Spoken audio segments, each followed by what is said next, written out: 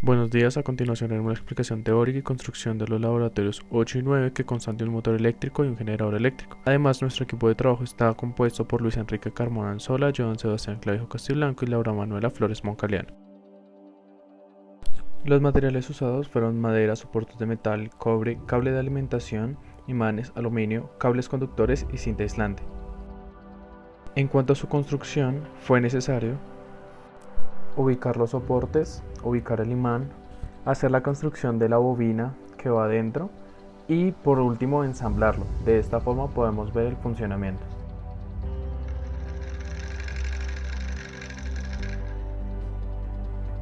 Un motor eléctrico transforma la energía eléctrica en energía mecánica.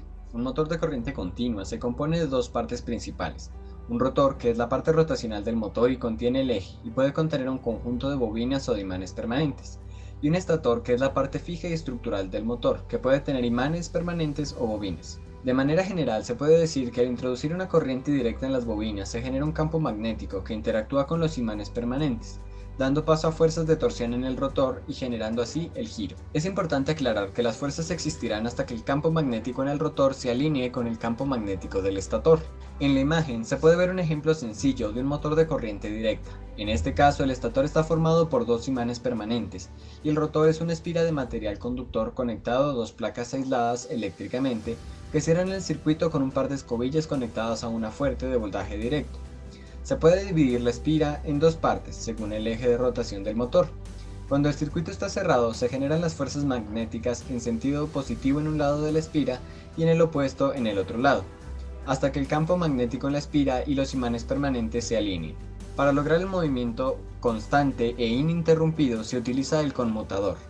Cada una de las placas del conmutador se conecta a un lado de la espira o bobina y se ubican de manera tal que pueda hacer contacto con las escobillas y cerrar el circuito. Cuando la espira comienza a girar, las placas, al estar eléctricamente aisladas, dejan de estar en contacto con la fuente en pequeños momentos de tiempo y pasan a estar conectadas con la escobilla opuesta, haciendo cambiar el campo magnético en la espira nuevamente y permitiendo que las fuerzas magnéticas de interacción se mantengan. En el caso del experimento, el rotor se construyó con una bobina de alambre de cobre esmaltado. Se utilizó como eje de rotación un palo de brocheta.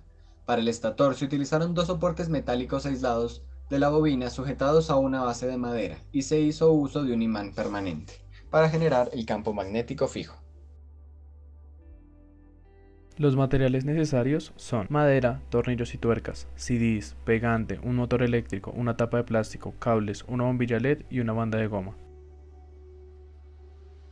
En cuanto a la construcción, fue necesario realizar la manivela a partir de los CDs, cables, tapa de gaseosa y tornillo para posteriormente ubicarla junto al motor en la base de madera y finalmente interconectar el motor y la manivela con la banda de goma para que tengan un movimiento conjunto. Un generador es una máquina eléctrica rotativa que transforma energía mecánica en energía eléctrica. Lo consigue gracias a la interacción de sus componentes principales, el rotor, que es la parte giratoria, y el estator, que es la parte estática. Cuando un generador eléctrico está en funcionamiento, una de las dos partes genera un flujo magnético que actúa como inductor para que el otro lo transforme en electricidad, que actúa como inducido. Vamos en la ley de Faraday para entender este fenómeno. Faraday se dio cuenta que cuando pasaba un imán por el interior de una espira de cobre en los extremos del cable se producía una diferencia de voltaje, pero solo cuando el magneto estaba en movimiento. Además, que el sentido del voltaje dependía de la dirección en la que se mueve el imán. De manera más general, Faraday nos dice que si un campo magnético cambia en el tiempo, esto altera el campo eléctrico, logrando formar curvas cerradas, haciendo que las cargas eléctricas se muevan en círculo. El sentido de giro del campo eléctrico depende de la forma como cambia el campo magnético. Si aumenta, la carga gira en sentido horario, y si disminuye, la carga gira en sentido contrario. Si el campo magnético se queda estático, ya no habrá campo eléctrico. Para este laboratorio entendemos que dentro del motor podemos encontrar unos imanes. Esos imanes producen un campo magnético que va a permear las espiras. Cuando se empieza a mover las espiras con la ayuda de la manivela del disco que está conectada a la polea del motor, está cambiando el ángulo de las espiras con respecto al campo magnético, logrando un campo magnético variable, haciendo que entre las terminales se genere una diferencia potencial, logrando así una corriente que está conectada a LED, logrando que se encienda.